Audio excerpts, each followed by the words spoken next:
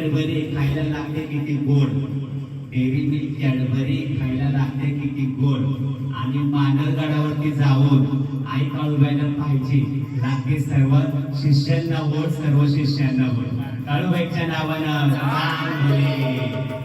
आज या ठिकाणी ओंकारेश्वरी दरबारामध्ये माझ्या सर्व नाती चेल्या म्हणजे माझ्या शिष्याचे शिष्य, त्यांना आपण नाती चेले म्हणतो, ते सर्व मला भेटण्यासाठी आज या ठिकाणी दरबारात आल्या आणि सर्वांनी डेअरी मिल्क कॅडबरी आणले.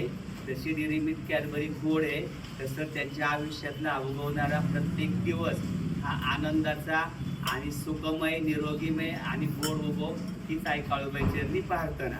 नेहमी आनंदी राहा, खुश राहा आणि सुखी राहा. भगवान रच्चा काळूबाईचा